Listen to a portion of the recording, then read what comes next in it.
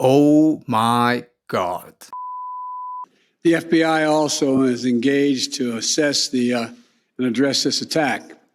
The agencies across the government have acted quickly to mitigate any impact on our fuel supply.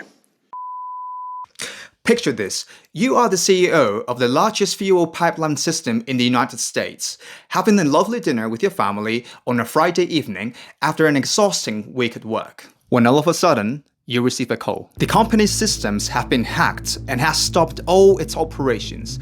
And with each minute passed, the fuel shortages along the East Coast are more and more severe. Think fast now. What do you do? A week ago, on the 7th of May, the largest pipeline system for oil refined products in the US, Colonial Pipeline, was cyberattacked, interrupting the flow of almost half of the gasoline and jet fuel supplies to the East Coast, and the highest spike in the price of gasoline for the last 6.5 years, going from $2.25 the gallon of gasoline at the beginning of this year to more than $3 on Thursday. The disruption has been so severe that it caused 75% of gasoline pumps in North Carolina to run dry, and 50% in Georgia, Virginia, and South Carolina. After 6 days of being out of service and with time ticking every second, the company contradicted reports earlier this week that it had no intention of paying extortion fees and conceded to the hackers' ransom demands, $5 million paid in the cryptocurrency Bitcoin, and resumed its operations around 5 p.m. Eastern Time on Wednesday,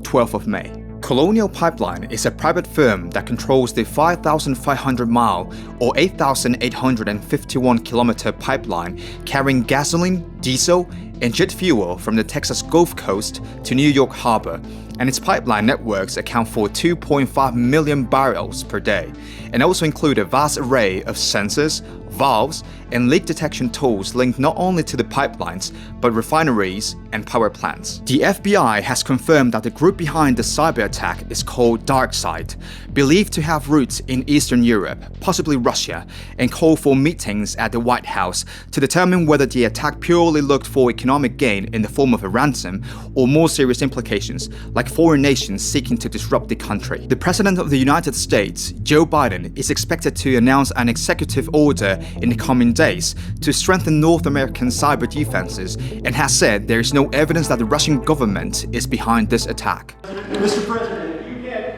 protect critical infrastructure from a criminal actor, how can you possibly protect it from a state actor?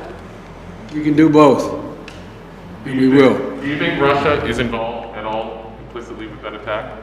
I'm going to be meeting with President Putin, and so far there is no evidence based on from our intelligence people that Russia is involved, although there is evidence that the actors, ransomware, is in Russia. They have some responsibility to deal with this. Thank you.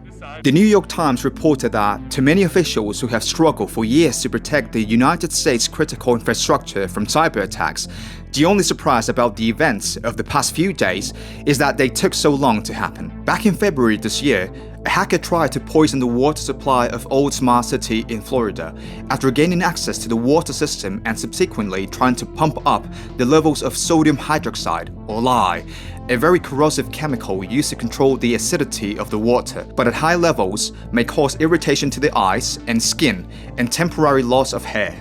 New tonight, an investigation underway after a hacker tried to poison a Tampa Bay area water system.